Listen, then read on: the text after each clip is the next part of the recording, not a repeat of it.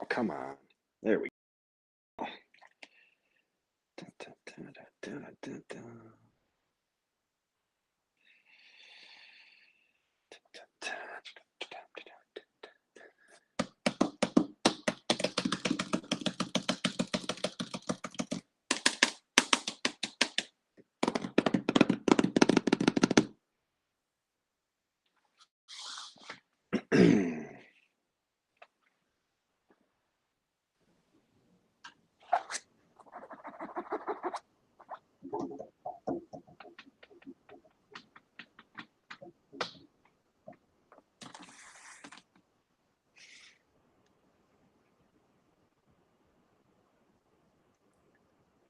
I think that's what I want to do.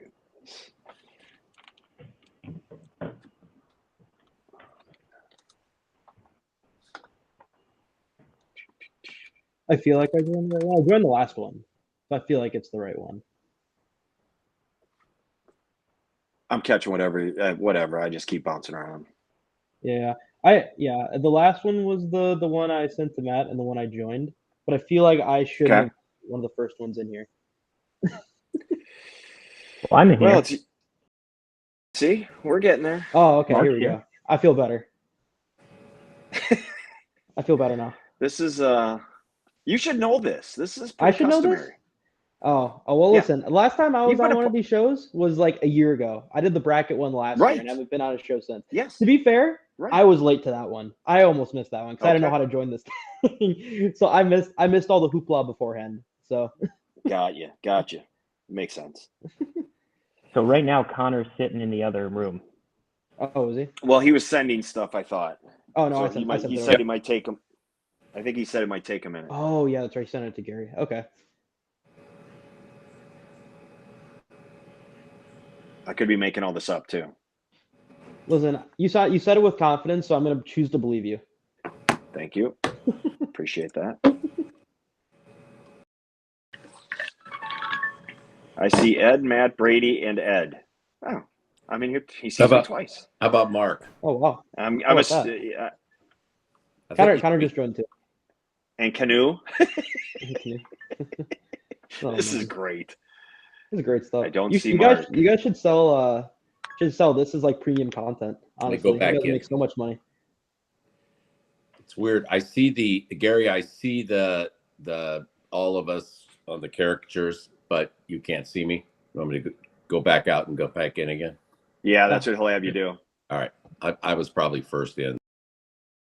Oh, he says he sees you. Stay on. Oh, rip. Yep, he'll be back. He'll find his way back. They say if you truly love something, you gotta let it go, right? And eventually it'll come back. Yeah, he'll be back. It's fine. Yeah, something like that. I'm trying to figure out where. I don't like this because I don't like where the window is on my phone is not where it is. It's complete opposite side. So when I look, I'm cockeyed here. Oh.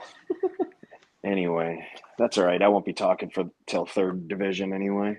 Oh. Alrighty. Yeah, last year I probably took way too much time on the D5 and D4 stuff for the bracket stuff, honestly. I feel like I talked for like 30 minutes. It's probably way too long. You won't have to talk like that for those. I do. It's kind of a hit and run. Oh.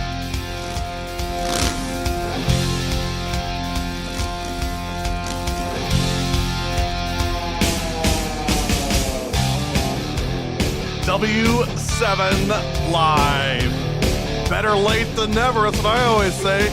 It's good to keep you guys waiting. Gets the excitement up, the enthusiasm up, gets the blood flowing, the juices flowing. It is time. Welcome to the 2023-24 W7 Girls Basketball State Preview Show.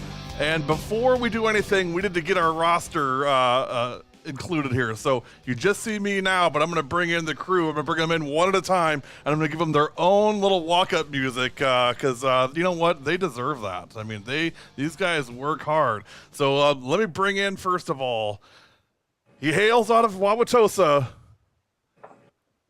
And he coaches softball, basketball, and he's also known as Hazel's uncle. It is the one. It is the only. And Rowie! Welcome, Ed! Thanks for having me, Gary. Always good to do this. Coming up next, don't call it a comeback. He hails from Green Bay. Well, he hails from out of state, but he's in Green Bay. He is the voice of W7 North. He is Connor DuBois. Connor, welcome. You got some country music for that walk-up? No boot scooting. And Boots next, Boogie tonight, baby. don't call him the old guy. Well, you can. I do all the time. But he's won a state championship. In 22-23, he guided the Kewaskum Lady Indians all the way to the gold ball. Welcome the coach, Mr. Mark Maley. Coach, welcome to the broadcast. Thank you. That guy looks younger than me and skinnier. He's a good-looking dude, though. He is. Now, if you ever want to know about RPI, if you ever want to know about wearing the right kind of bling to basketball games, Oh, God. don't go anywhere without the one, the only, Mr. Prep Girls Hoops, Wisconsin. He is Brady Peterson. Welcome in, Brady. And last. Always good to be here. Tell you what. And last, but certainly not least, you better say sir when you see this guy walk past you. He is the head coach of the Grafton Blackhawks. He is Mr. Matt D'Amato. Coach, welcome to the party. Glad to be here, Gary. Thank you. All right, introductions out of the way. Let's get everybody on screen at the same time. And we're ready for the girls basketball state preview show presented by Jolly Good Soda. We put the pop in Wisconsin. Go to jollygoodsoda.com, put in your zip code. You can find the nearest Jolly Good retailer near you. No excuse for sitting home this weekend and watching the state tournament without a can of Jolly Good by your side. In fact, not only do I expect it, I want to see pictures of it. I want pictures this weekend of you. Don't send the kids because the WIA will have a heart attack. Parents, I want to see pictures of you drinking Jolly Good Soda, watching the game, and or doing whatever it is you're doing. So I'm expecting to see some of that this weekend. All right, let's get down to business. It started for us 158 games ago on November 14th, and now here we are in March, and it's time to talk about the state tournament. We're going to go, oh my God, Connor wearing the cowboy hat. Nice, Connor. Like it. We got to get it. Before we go anywhere, we got to get a good view of this. Look at that. Dude, he is styling. Oh, yeah. And a tip of the hat even. All right. So what we're going to do is tonight, we're going to go in reverse order. So we're going to go D5 down to D1. And let's start with D5. Let me bring up my copy of the schedule here. And I know you guys all got yours. So I'm going to lean on Mr. Peterson here for some of this. And because I think he's going to be more familiar with some of these smaller schools. I know a couple of them, but let's start with Albany Monticello in Division 5 taking on, hang on, I got it here, Argyle Pecatonica. Brady, let's start with, tell me what you know. First, I'll tell you what I know. I know Abby Hollis is a pretty darn good basketball player for Albany, and we actually did an Albany game earlier this year. We went down to Evanston and got to see them play, and I thought they played really, really well. They really run the fast break extremely well. At least they did that game against Evanston. What do you know about Albany Monticello? Yeah, I mean, obviously, for one, last year I don't believe they were co-opting last year with Monticello. So Albany actually did this is the first year. Yep. And last year, obviously, getting their feet wet a little bit at the Rush Center and didn't go according to plan, playing a really, really good McDonald team. But yeah, obviously, Abby Hollis, lights out shooter, I should say. Really dangerous, especially when she gets going. And the other kid to really watch is Alana Durchie. She is also a super talented kid. I believe she won the Conference Player of the Year last year, and she may have won it this year. I don't believe she did, but She's obviously had a two really, really good kids that can handle the ball for them. Agreed. Durchee's had a really nice year. Our player of the game when we did that Albany game was the Trumpy kid, who's actually from Monticello, who just joined this team this year. She was our, I believe it was Delaney Trumpy, if I remember right. She was our player of the game when we did Albany Monticello. So, you know, to me, let me bring in Coach Maley here to get his read on this. Coach, I mean, to me, you know, and I'd love your take on it. Bringing a team to the state the second time is a lot easier than doing it the first time. I know you sent a big note off to Mary Merg about, you know, what's going to be involved and what she's going to have to face getting the kids ready. But I mean, talk about that experience coming back the second time versus the first time.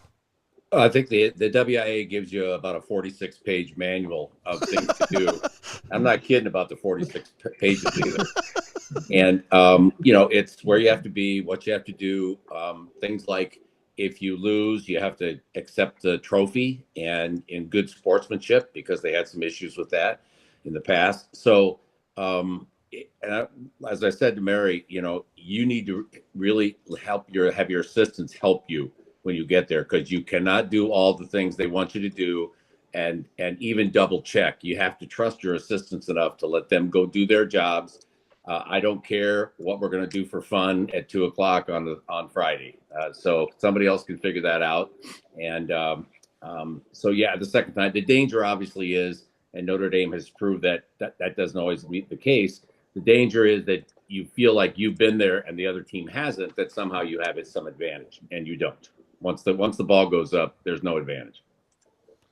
So Albany Monticello taking on Argyle Pecatonica. Jen Wellnitz, the head coach at Argyle Pecatonica, which of course that's a lot of the Blackhawk pedigree under Mike Flanagan. It should be it's first time ever for Pecatonica Argyle. I believe one of them went a long time ago on their own without the other. I don't remember reading which one it was, but again, kind of a new experience. They're kind of in the spot that Albany Monticello was last year, and but Argyle's the number 1, Albany's the number 4. What do you know about Argyle Pecatonica, Brady? Yeah, so I actually went out to one of their games this year when they traveled to Barneveld, and their best kid's Kylie Butler, obviously super talented kid, sister of Bailey Butler, who's up at Green Bay now. So a lot of Green Bay ties over for Argyle Pecatonica.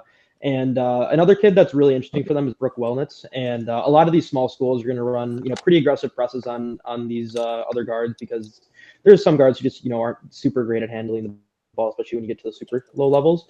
And then Brooke Wellnitz is really, really good at the front of that press. So they're going to try to get a lot of turnovers. They're going to get a lot of turnovers, and they get a lot of easy baskets, which leads to winning games. So that's how they ended up here. The other game, Clear Lake versus Lena. And I just got to say, is there a better Wisconsin name for a town than Lena? I mean that's like poetry, man. I want them to win just for their name. I think Lena should win it all. What do you got on these two? Yeah, so the first thing with Lena, I'll just hit on Eva Brooks being incredible for them this year. So she has been a kid who has a lot of length, 6 feet tall, is kind of a wing, but she's just done pretty much everything for that team. So they've gotten a lot better this year. She's gotten a lot better, and there's not really a good 1-for-1 matchup for these 6-foot wings that kind of hang around in D5 every now and again. I mean, even though she wasn't a wing, like we kind of saw how dominant Jory Bawalda was at the D5 level, because it's just not a 1-for-1 matchup for her. It's a little bit different with Eva, but it's the same kind of idea. There's just not a really good defensive matchup for her. Then Clear Lake, I believe they played in the Lakeland West or East. I forget which one it was, but really good year this year. Super consistent team. And one of the biggest things for them, because they don't really have a lot of kids who are going to score the ball at will. I don't think they have more than one double-digit scorer. They do shoot the free throw really well. So they can close games out. They kind of grind it out a little bit, but yeah, that's going to be a really interesting one for the sickos who like to see some defensive basketball, low scoring stuff, and teams just doing a lot of little things to win. Sickos, that's great. Okay, so let's get to it. So I'm gonna for D5, it's just gonna be Brady. Brady, give me your picks for the winners of the semifinals. First of all, Argyle Pecatonica against Albany Monticello. Yeah, with that one, they actually did play twice this year, so it's the old adage of it's hard to beat a team 3 times in a year. But I will say I will be going against the grain with that old verbiage, and I'll take Argyle Pecatonica on that one because I think Kylie Butler's that good. Yeah, should be good. I don't count out Albany Monticello. I think they learned their lesson from last year, and I think you'll see a way different team for sure. at state this year than they did last year. They play at 9:05 on Friday. Game 2, Brady, Clear Lake, Lena. Don't dare go against Lena. Yeah, so that one's go gonna be... do if you want to. Yeah, so that's a really interesting one. Those are two schools from pretty far up north and opposite sides of the state. But I'm going to go with Lena in that one. I think Eva Brooks is going to be really hard to handle for a team without a ton of size, and Eva's just super skilled. I'm so happy that she's going to get an opportunity to play at state, and happy I get to watch her play Lena because being from the Milwaukee area, not going to be up in Lena that often. So happy I get to see her in the high school level this year. I think I'm getting a timeshare up there, by the way. So who do you got? So who do you got to win it all then on Saturday? Yep. So going back to the first time I saw Argyle Pecatonica play Barneveld, the first thing I thought after the first half, like, oh, no one's beating this team in D5, and I'm gonna have to stick with those guns, and I'll take Argyle Pecatonica to take home a gold ball this year. Argyle Pecatonica, the choice for Mr. Prep Girls Hoops Wisconsin, Brady Peterson. That's D5. Let's go right into D4 and some great matchups in D4. First of all, Laconia and the Prairie School, and then Cuba City and McDonald Catholic. First of all, I mean, my take on Laconia, I think it's been pretty well documented, but I mean, this team has got so many weapons. They're so hard to figure out because a lot of teams, you've got that kind of one leading scorer, and then you've got kind of everybody else. That's just not the case for Laconia. They've got you've got the Morgan sisters. You've got Callista Vandenberg, the senior, aka the trash lady. And then you've got, Aubrey Leonard. Aubrey Leonard, to me, Brady, and like your read on this, I mean, Aubrey Leonard, to me, is one of the best athletes, pure athletes in the state. I mean, she can do so many things. I know you've interviewed her on your podcast in the past. Talk to me, Brady, about this Laconia team, and then I'm going to bring Coach Maley in to give me his read as well. He's seen him a couple times too. But Brady, you start. Yeah, so the thing with this Laconia team that's always been so insane to me is that all these kids kind of understand what their role is and play to it. Like, for instance, last year, if you want to talk about Aubrey Leonard, I mean, she's the one that kind of closed that game out against Aquinas last year with, her handling Aquinas' press and making free throws and not turning the ball over. Like, I have not seen her play as well as she did in the state championship last year. So that's one of the kids that's really important for them to just kind of get things going. But then just the depth that they have, like you said, Gary. I don't know how many Division I teams have a kid like Finley Morgan coming off their bench, and I'm going to guess that number is very small. And just the amount of kids that can hurt you, whether it's Peyton Morgan hitting like 6 or 7 threes in a game, Tierney Madigan going for 20, Callista just getting a bunch of offensive rebounds, or Ava, getting a bunch of offensive rebounds and making shots. Even Molly Duell is a super good athlete in her own right. And I mean, even in their first game of the year against Oostburg, she got downhill and really gave Oostburg's guards problems defensively. So, I mean, it is so tough to bet against this team, considering they've played in a state championship 2 years in a row, and they're already back again. Well, not already, but they're back again for their third consecutive year. It's quite special to see. Yeah, Coach. What are your thoughts? We saw Laconia take on a pretty good Randolph team and pretty much dismantled them in short order. I mean, your take on Laconia? Yeah, if I'm the Prairie School, I slow it down. I play them at half court. I send 4 or 5 kids back once the ball goes up. I think an important factor is a lot of these teams only know how to do one thing. They trap, and then they run some version of dribble drive with a screen about every 7 or 8 minutes. And teams like Laconia, who are as skilled as they are, you can't run with them. You can't let them speed you up. So if I'm the Prairie School, I'm going to play the game in the 40s. And I will guarantee that if they play in the game in the 70s, they're going to get beat. So now, whether or not they do want to slow it down, but there are just certain teams you play against that you can't play their style, and you just don't have the horses the other team has. And Laconia may be the best team in the state, let alone the best team in Division IV. And the other thing too is, I mean, you can't simulate that experience they have. This is their third straight trip to states. I mean, they won it last year. They were the runner-up the year before. I mean, this is the third time around, and it's not like it's a whole fresh new crop of kids. The kids that were there the first time are still there. They're just juniors. So I mean, that was a fantastic group of freshmen who are now juniors. The only senior on that team, I believe, is Vandenberg, the only one that gets a lot of playing time. So, I think they're going to be tough to beat. Let's switch and talk about the Prairie School.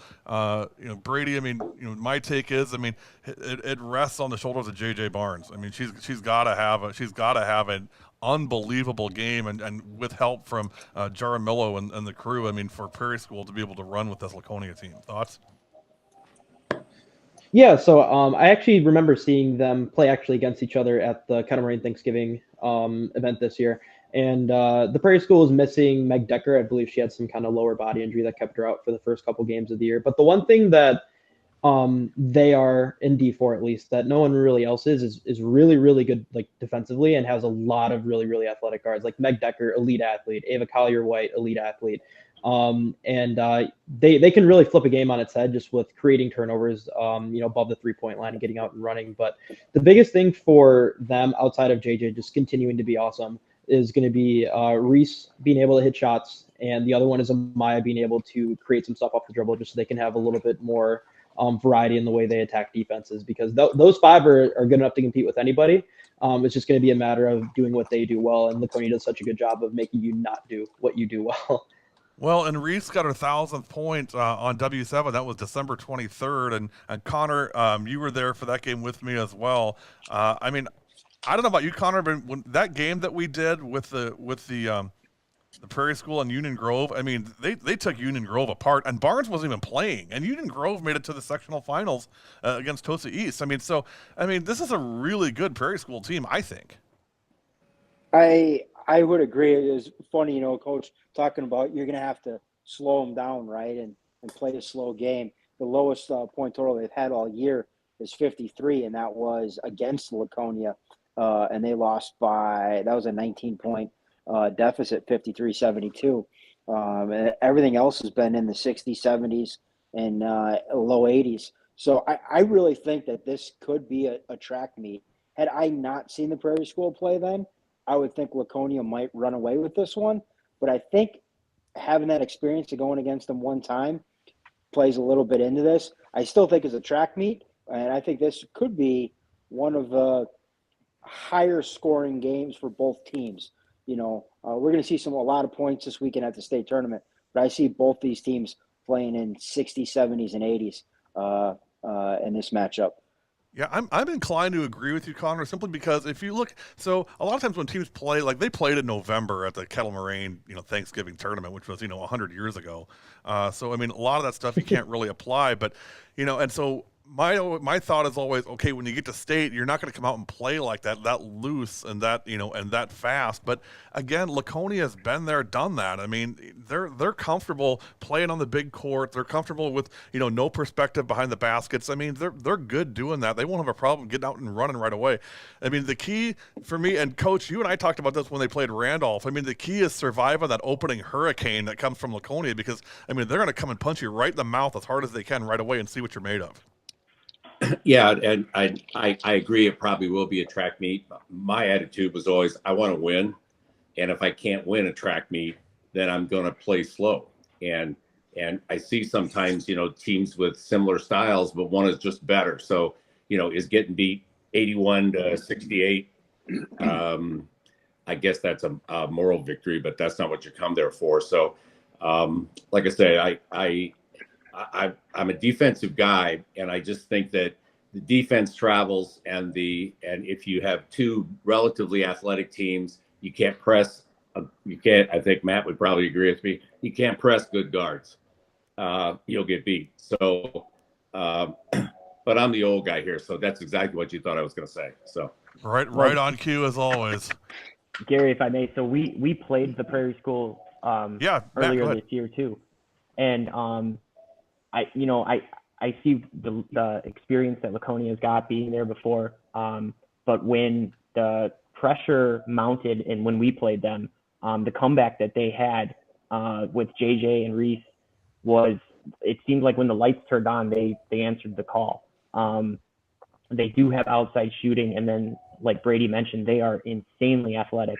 And JJ's really strong at getting to the basket too. So if they do need to slow the game down, she might be able to get to the free throw line 10, 12 times and really kind of bring the game to a halt. So this is one of the ones that I'm really looking forward to seeing up at State. Yeah, no, hey, great points for sure. Other game, Brady, it's McDonald Central and gotta wait for me for a second. Cuba City. Cuba City, thank you. I don't know much about Cuba City, Brady. What I do know is, I mean, historically they've been a phenomenal. Nobody's won more state championships than Cuba City. Of course, that was a long time ago. But I mean, they've had a really nice year this year. I mean, thoughts on them? And of course, McDonald Central going back. They were there last year. They lost, I believe, to Laconia in the semifinals last year. So they're you know. Actually, I think they were in D5. Yeah, they were D5 last year. So Yep, they moved up to yeah, D4. they stomped around D5. They were. Yep. Yeah, that's right. That's right. So thoughts on this game, Brady? Cuba City, McDonald Catholic? Yeah, so to start with Cuba City, I feel like Cuba City is kind of just out in the middle of nowhere compared to where most of the people live in Wisconsin. So a lot of people just don't get to see them, including myself. But the one thing that I took away from them this year, because a lot of their games in conference are going to be games that they're going to handle pretty easily. They did go to Wanakee and play their Christmas tournament, and they actually ended up playing Arrowhead. And I remember being in Nashville after watching Notre Dame play and watching that game. And Cuba City had them tied with like 3 minutes to go. So they've been really, really good. And they can play with just about anybody. Olivia Olson's really, really good for them.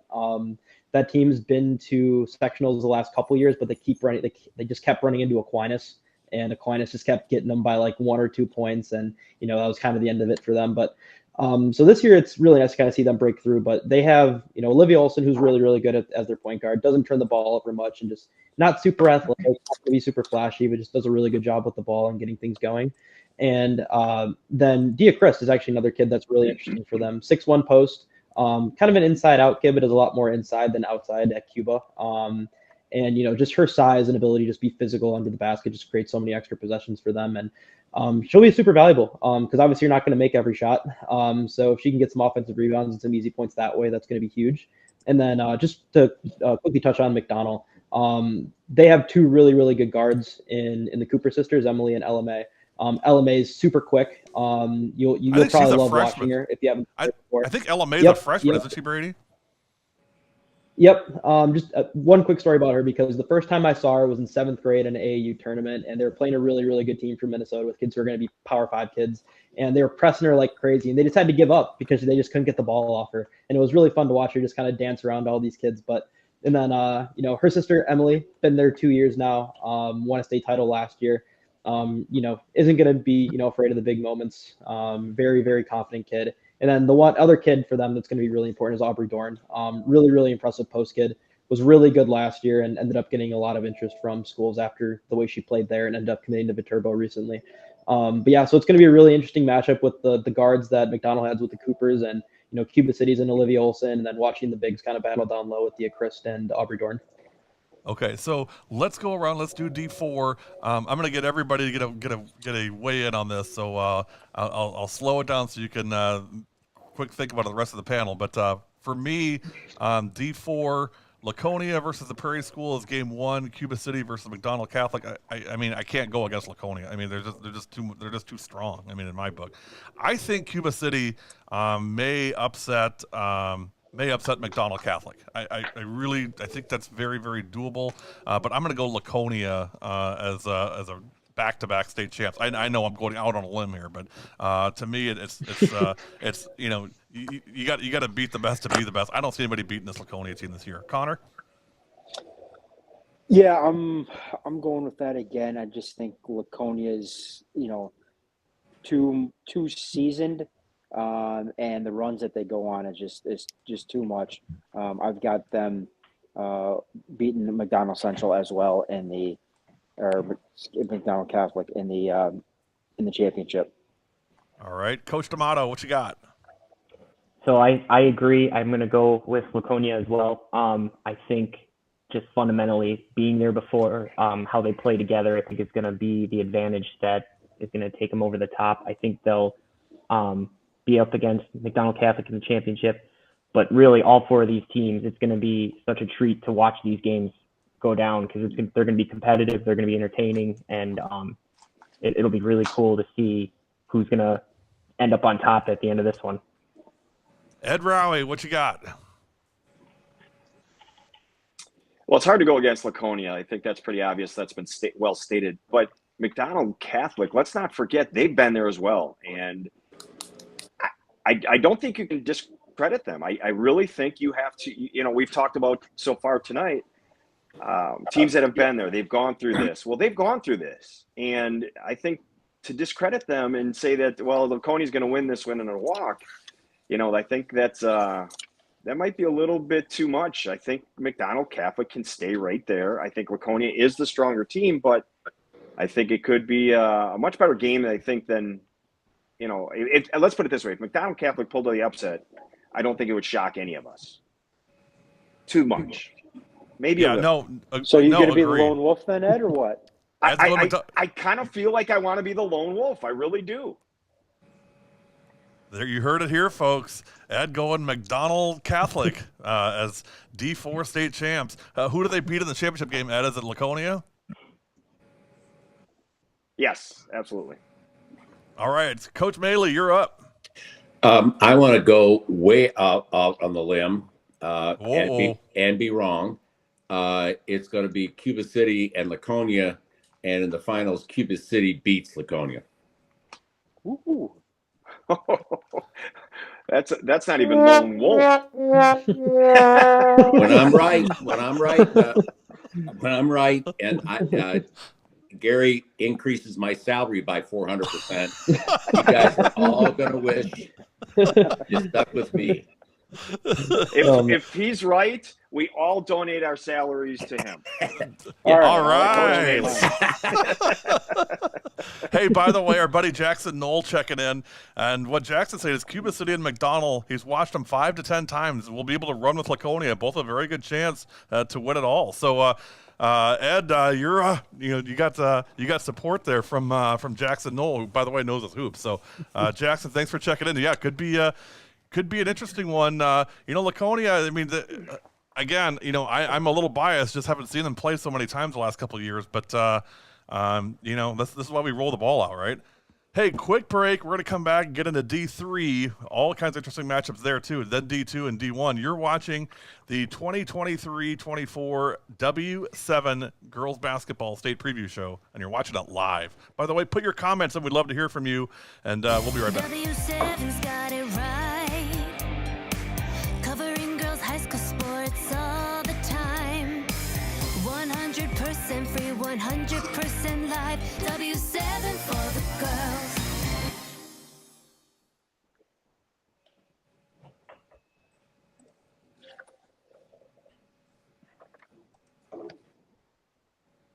Pain's a very lonely place. I came to Orthopedic Associates because I had a ruptured disc in my neck. I needed to get it fixed as soon as I could.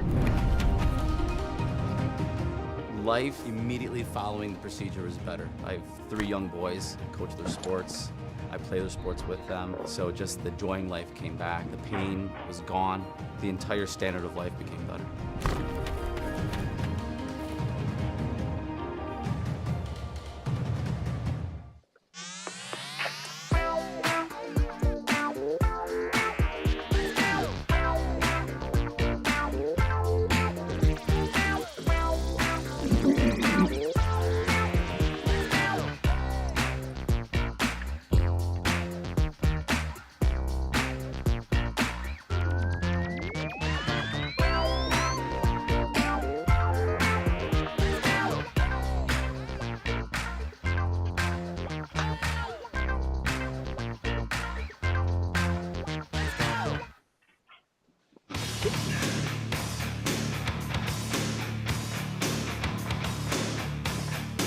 Welcome back.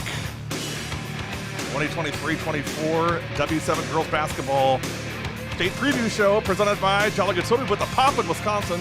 Go to jollygoodsoda.com, put your zip code, find the nearest Jolly Good retailer near you. Also, Orthopedic Associates of Wisconsin.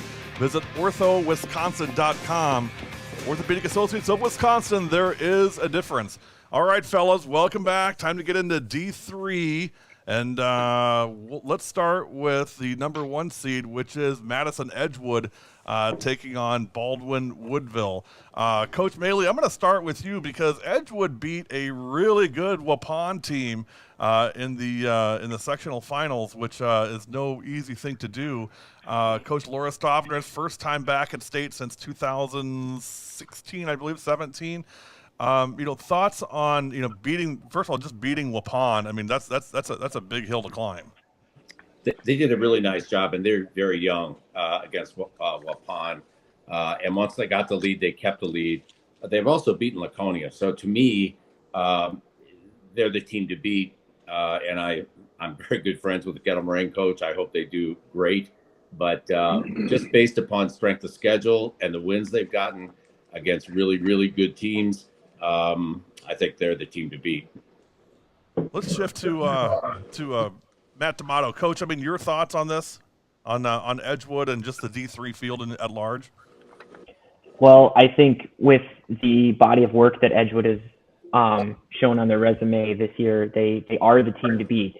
I think Kettle Moraine Lutheran is going to be a very scary team. I would not want to play them. Having coached a couple of those girls and knowing the fight that they've got, Maddie Leffel she is one of the most competitive girls that I've ever known. And so having her and Mackenzie Luring and Taylor Schwallenberg, they're going to be out there and they work well together. And so they can take a team and jump on them early. And then all of a sudden you just can't catch up. So I think Edgewood might be the team that kind of leads the field here. But Xavier is a good, talented team. And I really think Kettle Moraine Lutheran is going to give them a run. Brady, give me your read on the Edgewood kids. Yeah, so when I first looked at the sectionals when they came out, I had a sneaky suspicion that possible Waupun Edgewood sectional final might be very interesting, because obviously in the postseason, at least in my eyes, good guards win you games, and I don't think you'll find a team with more guard depth than Edgewood. And I talked to someone before the year after I saw Anna Miller for the first time, and I'm like, you know what? There's probably over 90% of schools would rather have her as their point guard than whoever they have, whether they'd admit it or not, because that kid is awesome with the ball. She doesn't turn it over that often, and she gets good shots pretty much every time down the court. And she's a freshman. She plays well beyond her years. Then you have kids like Taya Fernandez who can really pass it. Zana Ganewich is a kid who can kind of go crazy at times and just make a bunch of tough shots. And then, Lily Moshkow being back is really, really good for them because she's a nice spot-up shooter, good defensive kid. Aaron Showers had a good year for them. And then, having a kid like Maren Schmatzer who's 6'2", can really move and defend and kind of do some different things offensively. It gives them a whole lot of versatility. I would have never bet on them to win that sectional at the start of the year, but I had a sneaky suspicion that might be a team who could give Waupun some trouble. And, as much as I love those kids, and unfortunately as it was for them, I think Edgewood's a team who's going to be super dangerous for not just this year, but years to come. Yeah, they're young too. Following up on what Coach D'Amato was saying, I mean, Kettle Moraine Lutheran. I mean, Matt, I agree with you. I mean, they're a dangerous team, and similar to that Laconia team, and you got a lot of weapons. I mean, Mackenzie Luring. The scoring she does, and if you look, she doesn't shoot a lot of threes. I mean, it's a lot of perimeter scoring, dribble drive type scoring. So I mean, she's a slasher, and they really enjoy running the ball. Maddie Leffel also part of that crew as well. So Leffel, Schwallenberg, and Luring, I think they're gonna cause some problems for some teams. I mean, they're the number 2 seed playing against Xavier. What I know about Xavier, we did a couple of their games. Joy Kroll, Elle Kroll, or I'm sorry, not Joy, Elle Kroll. On that team, they really, I mean, they finished strong. I saw them play Laconia early, and Laconia kind of just owned that game. They won by 15. But there's been a lot of growth in the Xavier team. I think that they really believe in each other, and I think they'll give KML a really nice run. So let's kind of just quickly, Connor, any thoughts to add on any of those teams? I know you probably know Xavier better than I do. No, I mean. It's weird, right? I mean, either you're going to go with the experience or you're going to go with the inexperience, and it's kind of weird, right? In that you're kind of led by your top 2 scorers in Edgewood or 2 of the top 3 are basically freshmen, So it'll be interesting to see how they respond in that atmosphere versus, Baldwin Woodville.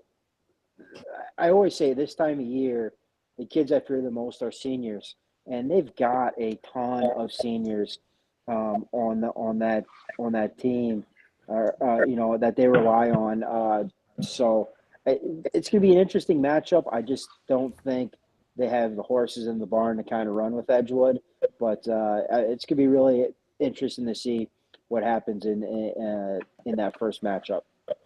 Brady, give me your 30 seconds on Baldwin Woodville. I got to be honest, I don't know much about them being on the other side of the state, but I'm sure you've probably seen them play 16 times or something. Oh, no, not that much. But I will say they are probably one of the best defensive units in the state. They played some really good teams from up in the Northwest, like Rice Lake. I believe they played Menominee, Lakeland. Some of the really top tier teams over there. And the most points they've given up this year is 52. And that's kind of incredible, especially at this point in the year. So they don't have a lot of kids who are going to score it a bunch, but their defense is going to keep them in games. All right. Last thing, Coach Maley. I mean, you saw the KML. You saw what they did to Cedarburg. You and I got a front row seat on that. I mean, they dismantled Cedarburg. I mean, it was I believe 63-19 or something like that. I mean, it was a thorough, convincing win. I mean, what were your thoughts on that KML team coming out of there? Well, we played them twice. They added 12 this year back from an injury last year. Schwallenberg, yeah. Yeah, and my sense is that they're good in transition, and they're good if they can get to the rim. As much as they talk about being a 3-point shooting team, their averages are, the best kids are in the mid-30s, and their star player shoots 25%. So if you can keep her out of transition and you play good post defense, and I think that's where the game is going to be decided. I think it's going to be harder the game will be decided on whether or not KML can score inside versus out. And I think that's going to be trouble for them. And I'm a big fan of theirs, but they run into teams good defensively around the rim, it becomes very difficult. And then they really have to rely on the 3-point shot. All right, so let's go through our D3 picks. I'll go reverse order this time. Brady, you first. Yeah, so with that Edgewood Baldwin Woodville game, I'm going to take Edgewood, just because they have way more talented guards than Baldwin Woodville does. Although they're really good defensively, and I think that game might be closer than people expect, just because Baldwin Woodville doesn't give up many points. I'm going to go with Edgewood to kind of see that one through in the end. And then on the other side, with KML playing Xavier, that one's very interesting to me, because Xavier has kids who can score it. They have good guards. Carson Stempa's solid. Elle Kroll's super talented. Joey Kroll's talented. And they have Hallie Vandehay kind of maneuvering around the basket, who's super athletic, right? And then you have KML, who's pretty much what they've always been. They're undersized. They're super scrappy. They defend well. They get to the rim. Like, it's the most KML ever, in all honesty. And they're really fun. And Taylor Schwallenberg being back has been massive for them as a defensive ace.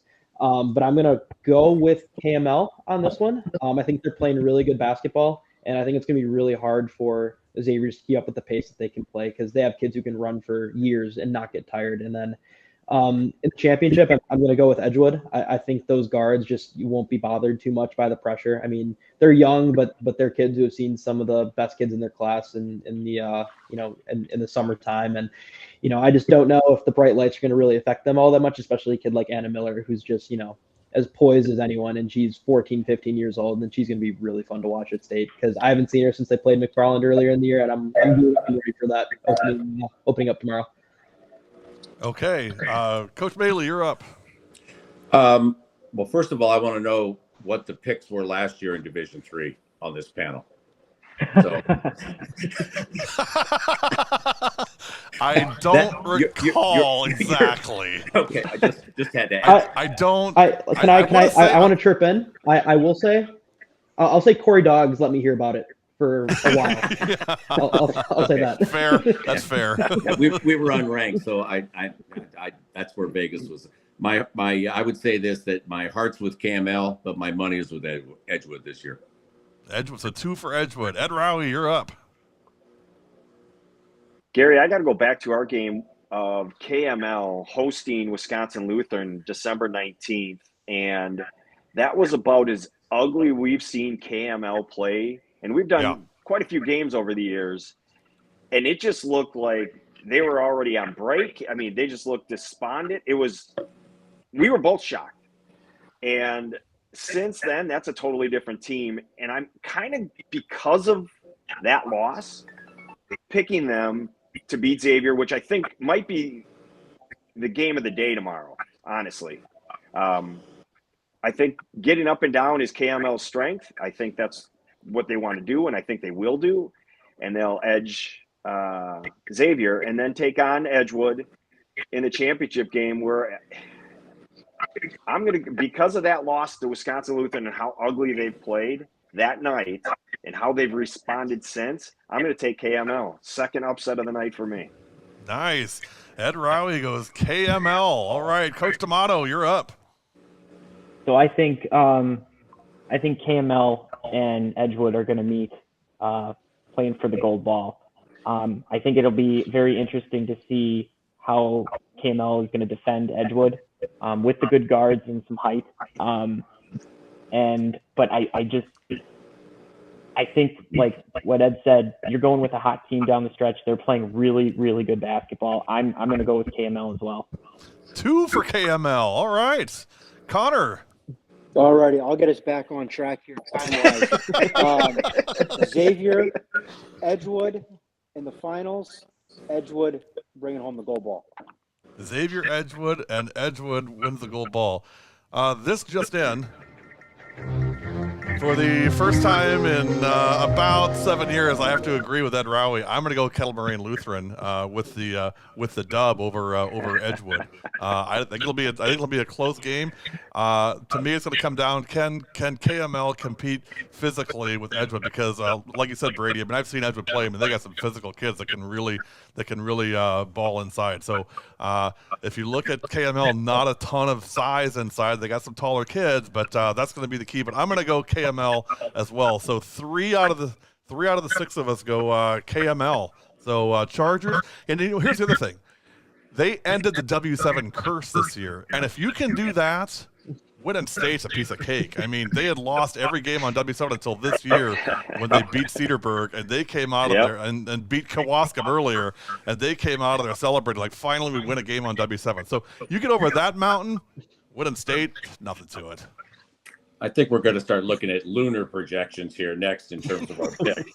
I just will say that Cale Peterson was 3 for 16 in the game against Edgewood. So not only inside but outside, I thought they did a pretty good job. So Ed may be right about this one. I've got D4 locked up. So please continue. All right, hey, one more break, and we're going to come back with D2 and D1, and we'll take a little bit of time on that. So if your eyes are getting heavy, go get you some Jolly Good Soda. Get hyped up because we got more basketball. You're watching the 2023-24 W7 Girls Basketball State Preview Show presented by Jolly Good Soda. One more break, we'll be back.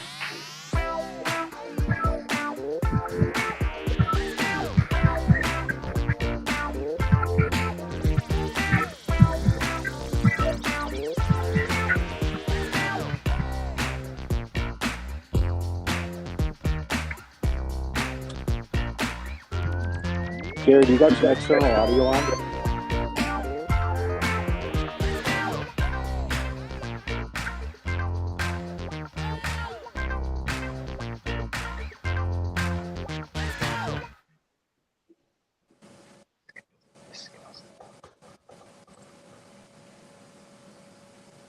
W7's got it right. Covering girls' high school sports all the time. 100% free, 100% live. W7 for the girls.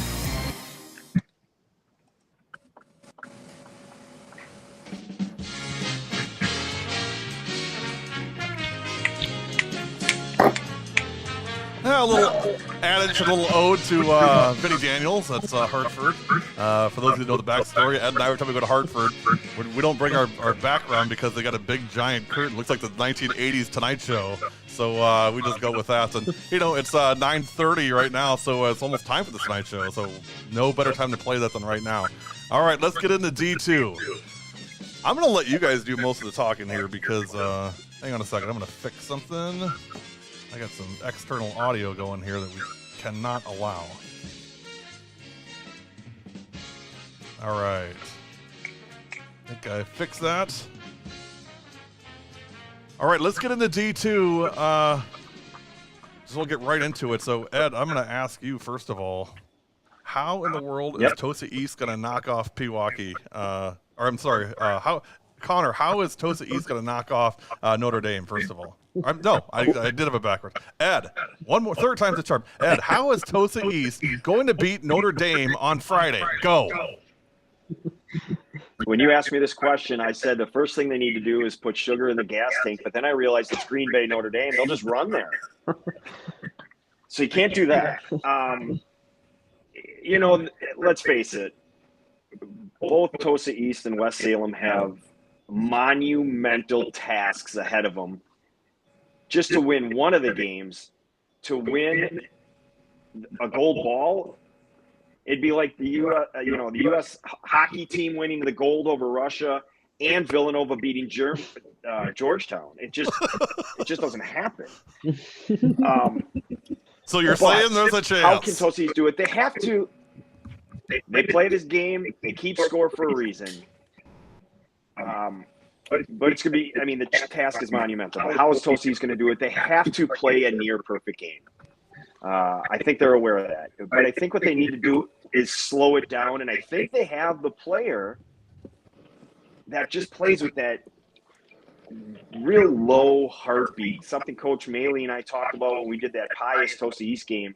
Litza just plays at a different level. She's at her own speed, never looks rushed, never looks panicked. And she's the perfect player for this type of game. These kids have played each other through the years. I mean, again, they have to play a perfect game. Do everything opposite of Notre Dame. When they're playing fast, they need to play slow. When they start shooting from the outside, East has to go inside. Things like that. You're not going to outrun Notre Dame. Your best bet is to out-execute them. And the one thing that I have taken away from watching Tosa East play is they make the extra pass as well as any team I've seen this year. Possibly the best. I mean, they make that next pass that lets that next player get that wide open layup so well. And they're going to have to really do that and execute that. So, but you're saying there's a chance. Is that what I'm hearing? If they're keeping score, there's a chance. Connor, your rebuttal. My rebuttal is the Joey Bonadonna welcome to the Notre Dame experience. And this will be their first chance at the experience. And let's be honest, Notre Dame right now, 1.2 miles from the Rush Center. They run the Rush Center in Division II. However, in all fairness, I will go to bat for Mike Whitehouse. And,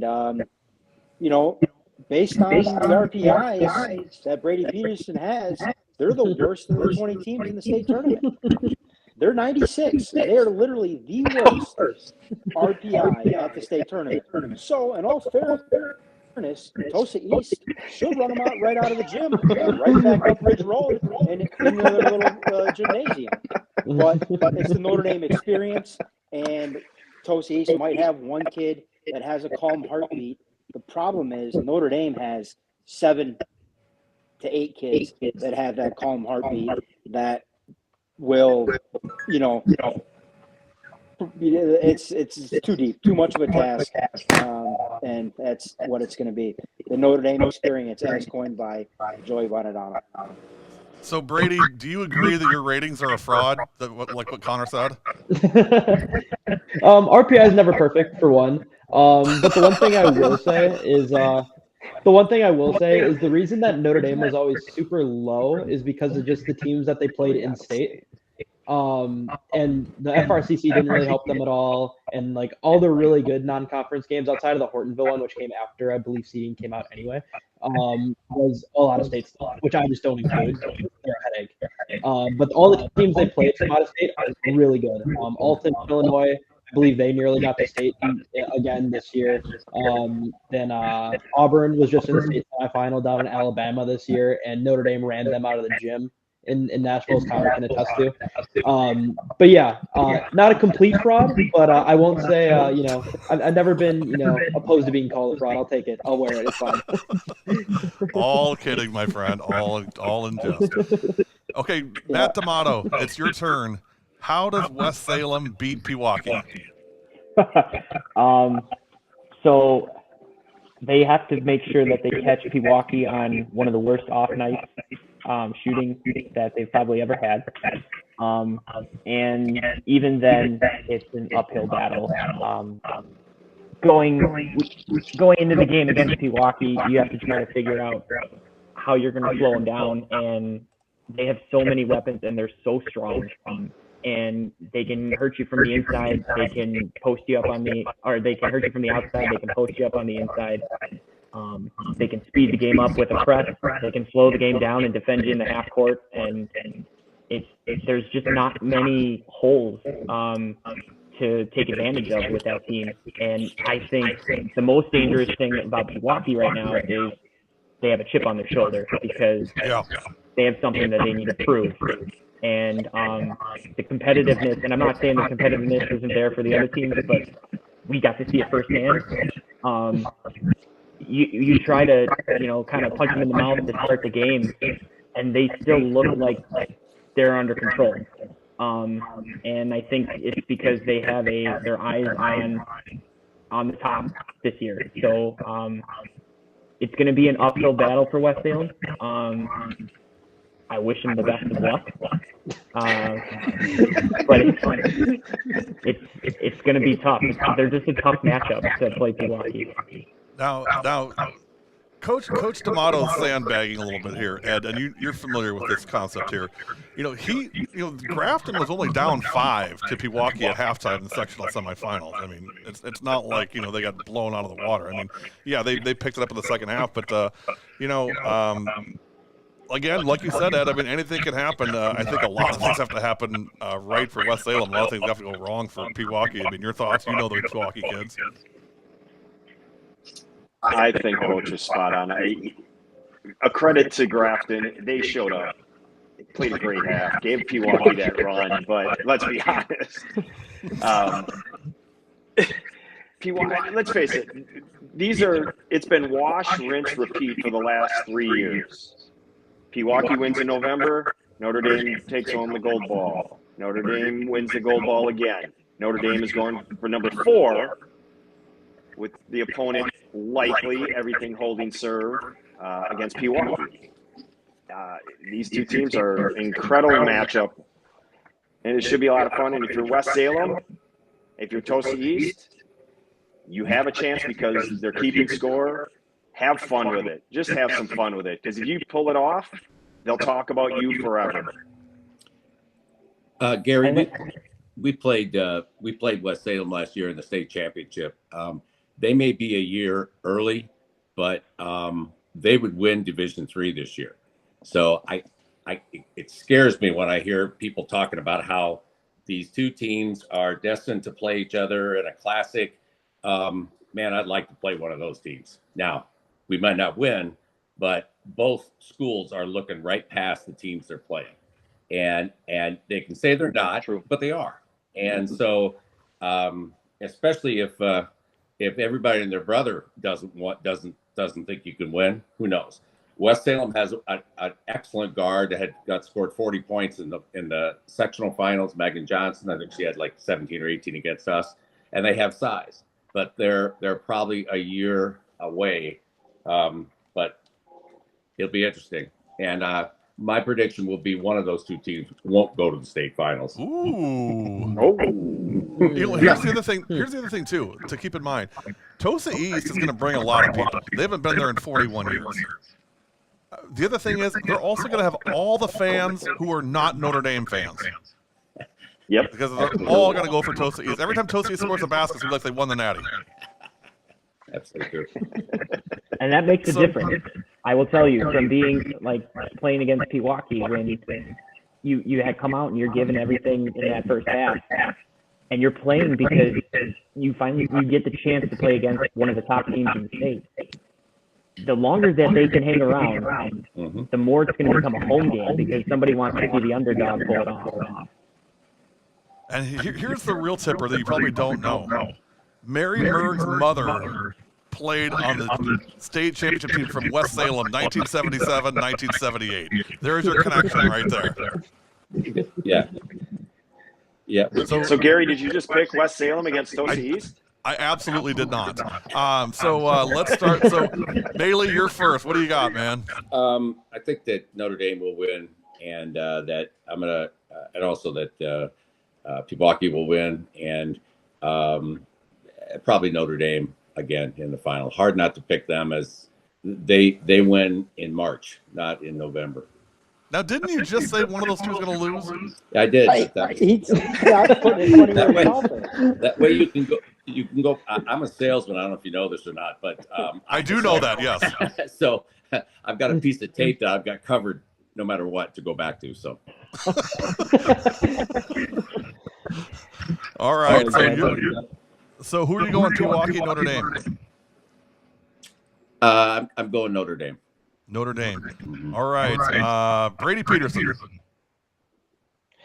So I'm going to add a couple nuggets to this, just because for one, I feel like I'm the only one who's seen Notre Dame, Pewaukee lose this year, because I made the trip down to Illinois to watch them play Naz Academy down at Bennett Academy. And, Coach D'Amato was talking about how you have to catch him on like the worst shooting day possible. And Naz did. So Amy Tarian finished that game with, I believe, 2 points. And Anna Tarian fouled out in the fourth quarter because they play quarters in Illinois. And even then, a team that went to the 4A state championship in Illinois only lost the state title by 4 points, won it last year. They ended up beating Pewaukee by 3. So even then, it's nearly impossible. But then again, that's why they're so good. But to keep things brief, I will say Pewaukee and Notre Dame will win. I won't go away from the grain on that one. I think the stars are aligning too perfectly to get a trilogy of this. And the one thing I will say about Pewaukee is they are a lot different, at least from the outside looking in mentally, than they were last year. I know you guys covered both the first games of the year last year and this year, and I know personally that Notre Dame did not like how Pewaukee celebrated the win at home, not this year but the year before, because they did go crazy. And with all intents and purposes, fair to them, they won that game. But this year after they won that game in Green Bay, like they pretty much seemed like it was business as usual. They didn't really seem too up, too down. It was just a game to them. They didn't even stick around for an interview. I mean, they were off the floor in like 5 seconds. Yeah. Yeah, so for them, I think they're in a different headspace this year, and whereas Notre Dame is kind of where they've been for the last 4 years. So I think this year is going to be the best state championship game that they played, considering Notre Dame's kind of ran away with both of them in their own way. But I just cannot bet against Notre Dame. They just always seem too ready when it comes to this time of year. Granted, I think this is the best chance that Pewaukee has had to beat them this year. I think it's going to be much closer than it has been in years past. So you're going with Notre Dame, is that what you said? Correct. Yeah. I'll go with the Tritons. I'll go with the 20th best team RPI-wise at the state tournament. There you go. All right. The 144th team is going to win state. Totally makes sense. Hey, I want to bring in D'Amato and Maley here because I want to ask a question and get their read on it. So these two teams have played 4 times in the last 2 years. The regular season games, Pewaukee won on a shorter length court. Notre Dame won both games on the big court. Does that make a difference? I mean, could that be one of the reasons Notre Dame has been so successful over Pewaukee? I mean, what do you guys think? Matt, you first. I think for some teams that could make a difference. I don't think it makes a difference for Pewaukee and Notre Dame.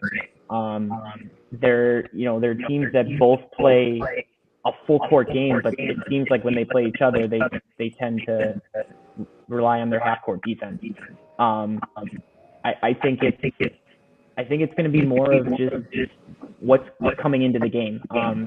Looking at Notre Dame, 22 of their games had running clocks this year. So like the competition, they have to go out of state. They have to play like a Hortonville, and Pewaukee is just jam-packed their schedule with tough games. So I think they're a little bit more battle tested. I think a big thing to what Mark was saying earlier, the games that they play to get to the championship, I think are going to be important on how that championship goes. How much of a challenge West Salem and Southeast are going to give them, both on the scoreboard and physically on the floor, I think might have a little bit of to do with how that championship game plays out. Bailey, your thoughts? I agree with Matt because he's a smart fella and better looking than me. No arguments here. Smarter too. So that's he brought up a great point.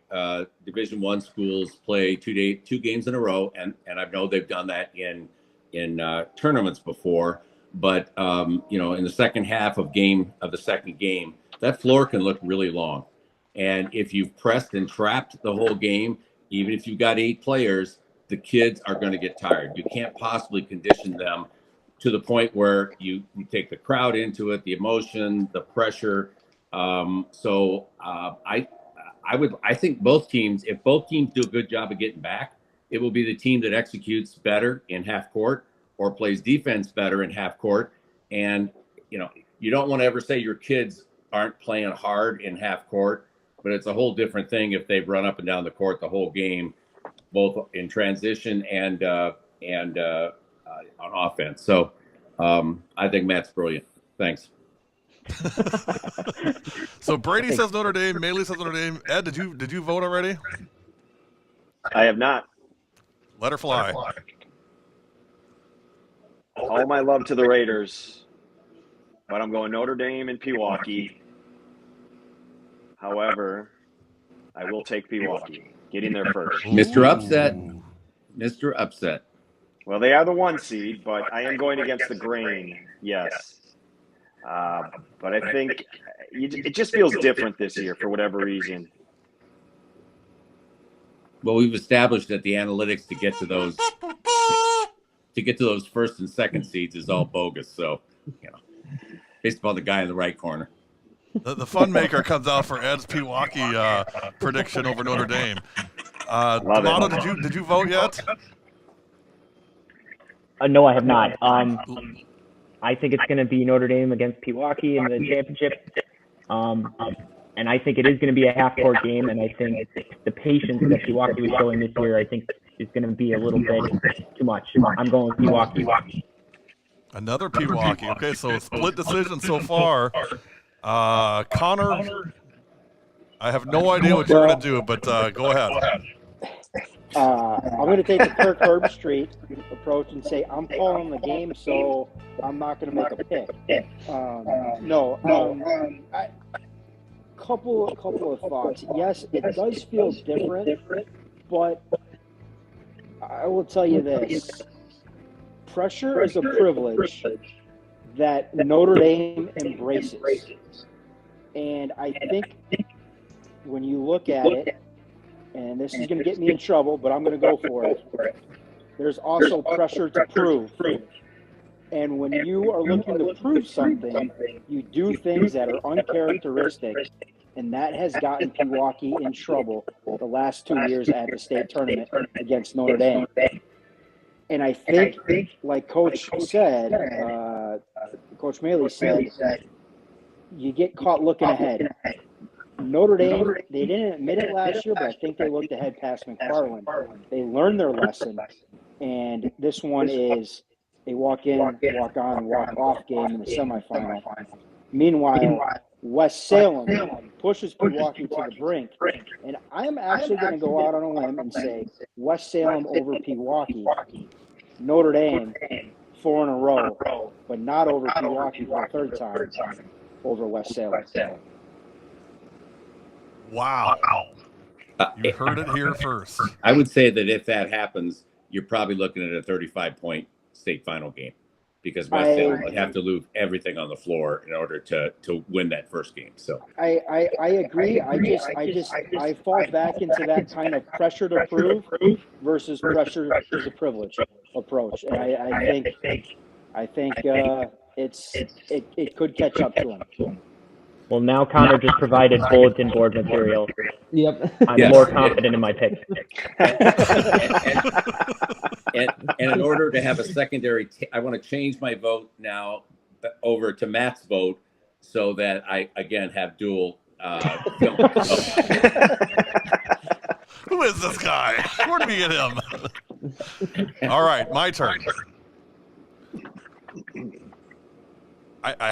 So first of all, I have not seen Pewaukee play this year. I mean, we didn't do any of their games. I mean, Connor did the opener against Notre Dame. We didn't do any other games, and but I did see Notre Dame a few times, and during the season they look great. But I will tell you, they came off that bus against a 24-3 Menominee team and absolutely destroyed them.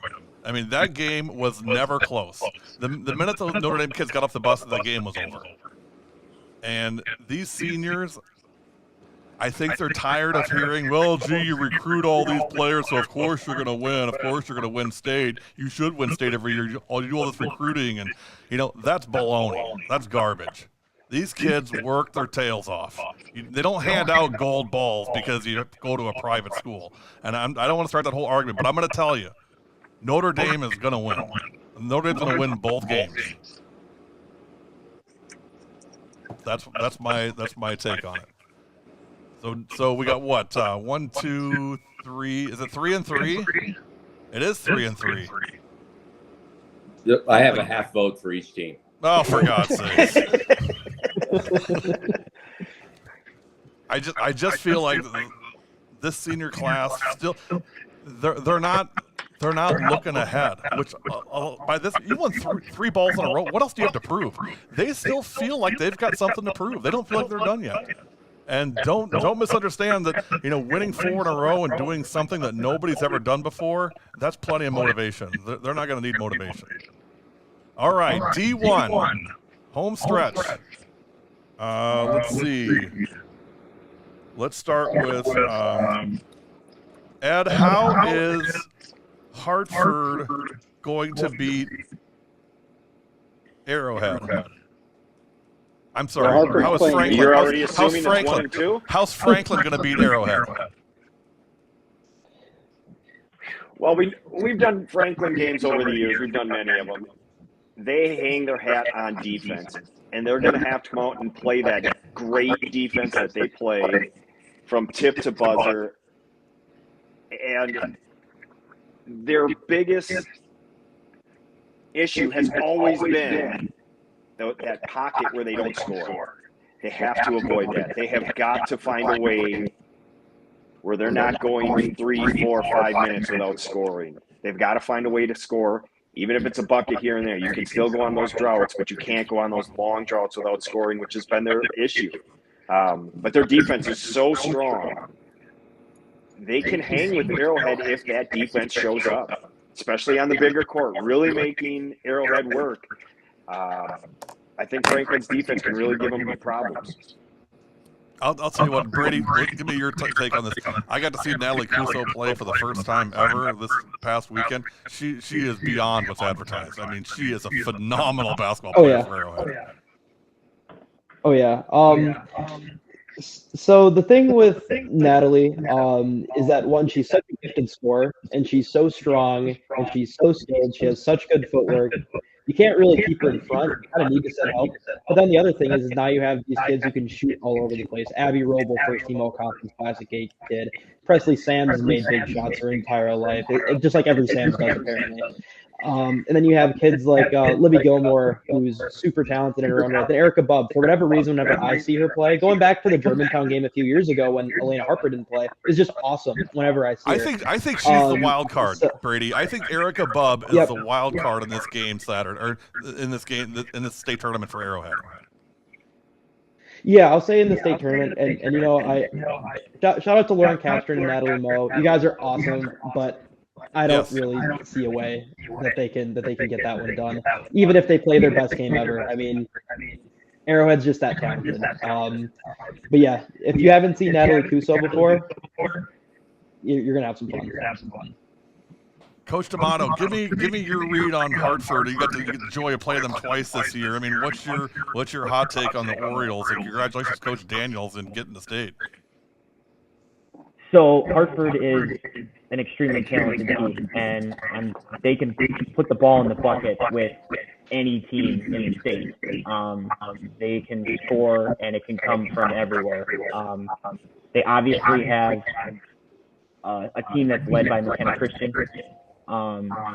but they can hurt you in so many different ways. And one of the things that a testament to what Vinny's done over there and the girls and the work that they've put in is their defense has been so good this entire season that it's not just this.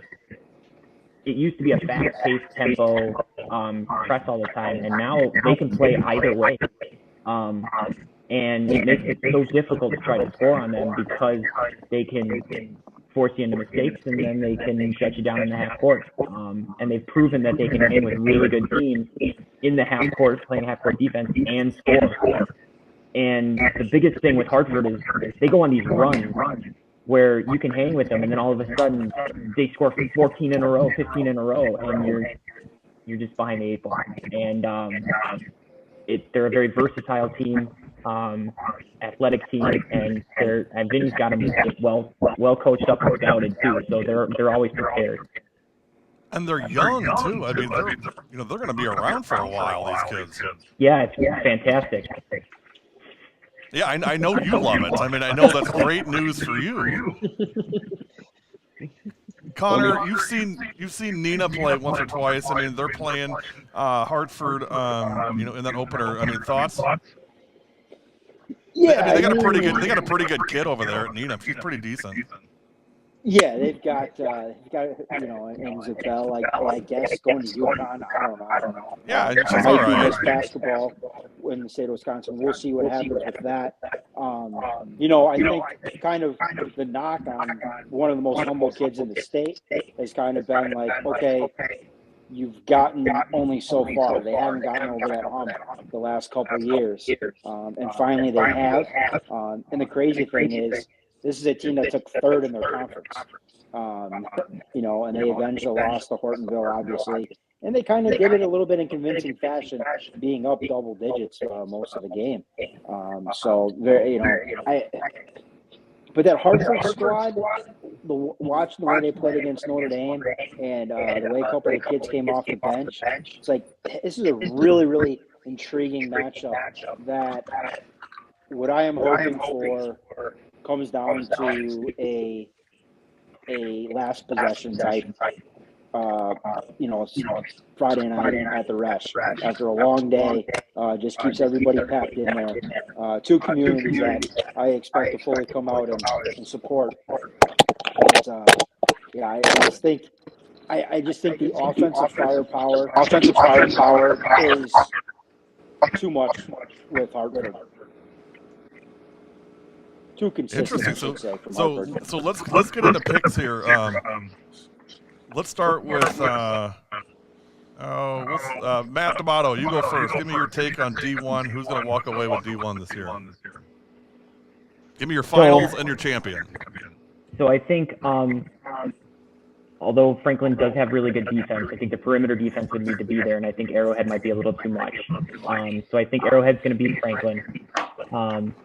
I think the way that Hartford is rolling right now, I'm going to pick Hartford over Nina, and then I'm gonna side with the North Shore here and say that Hartford pulls the upset over Arrowhead and takes the gold ball. Wow! So first pick Hartford. All right, Brady Peterson, you're up.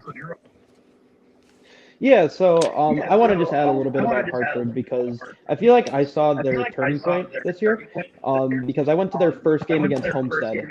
And that game, I'm sure Vinny has thrown away the tape already, doesn't even want to hear about it, which is fine. I don't blame him whatsoever. It was a really rough outing for them. And, ever since then, I think there was a lot more, buy into what they were doing, and I think there was just a lot more togetherness after that. And having McKenna Christian, kind of developing as a passer and a creator in the middle of these zones that they play, or just the middle of their offense, and having kids like a Teresa Hennis cut, because I don't know if you guys have seen Teresa. I know Matt has, but there might not be a more athletic kid in the state. Like that kid could probably grab the top of the backboard if she really put her mind to it. And then you have these kids who can just make shots all over the place. However, as many weapons as they have, I don't know if there's a bigger weapon in the state than Allie Zabel right now. And especially now that she's not there for the 3-point shooting contest anymore, she's there to play games. I'm sure she's going to try to make the most of that. So in that one, I'm probably going to take Nina, just because I don't want to bet against Allie Zabel. I think that's just a bet I don't want to lose. And then on the other side, I'll take Arrowhead to beat Franklin pretty comfortably. And it's a rematch of a early season game, Arrowhead and Nina, which went down to the wire. And I believe a game winner from Natalie Puso with less than 5 seconds left. But, I just can't bet against Allie Zabel. I think she's too good. And again, just can't lose a bet betting against Allie Zabel. I just can't do it. I'm going to get mine out of the way right away. I'm going to agree with you on all picks. I'm going to say Nina beats Hartford, and it'll be a really, really good game. I'm with you. I can't go against Allie Zabel right now. And then I think Nina gets revenge from that earlier classic this year, and I think Nina takes Arrowhead. So I'm with you. I think Nina and Arrowhead, and Nina wins the gold ball. So congratulations, Rockets, if that happens. All right, Ed Rowie, you're up. Here, I thought it was going to be the guy that steps out on a limb. I was going Nina the whole way. I would love to see Hartford, just to see. We've been my time with Coach Daniels, as limited as it is, goes back to his time at Germantown, and got to know him and watch how he built that program in Hartford, and his time, energy, and effort that he puts into it. So, my heart's for Hartford, but everything Brady said is spot on. Allie Zabel right now is arguably the best player in the state. If not, she's really good, and I think she's going to really show the world who she is. And I think it's Nina over Arrowhead. I think Franklin just doesn't have the offense to match. I think they can stay with Arrowhead. But I think in the end, Arrowhead pulls away. So I'm going to take Nina over Arrowhead as well. 3 in a row, all Nina. Coach Bailey, you're up. Arrowhead beats Franklin, and I've got Nina to win with this caveat. If they will post up the Zabel kid, it will be a substantial victory. If she plays like the way she did most of the season, which is do a lot of distributing and let a lot of other kids take shots, that's great. And I think people like KK Arnold and even some of these kids who went to Iowa this year, they don't play at college speed.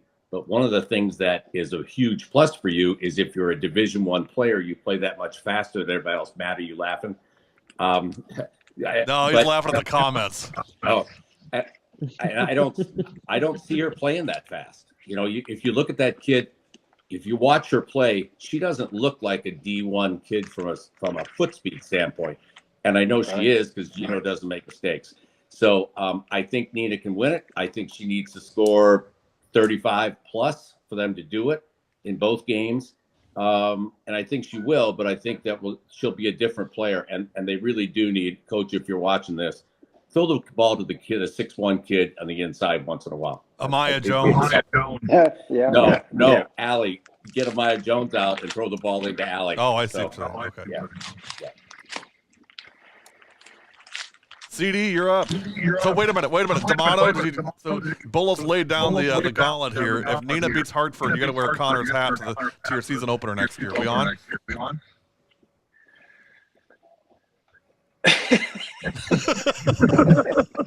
That's fantastic. Yeah. That was a politician's answer, wasn't it? Yeah. I guess. Okay, no, Connor. Connor, what do you got? I agree. It's hard to bet against the Bell. Down the stretch, she's had help.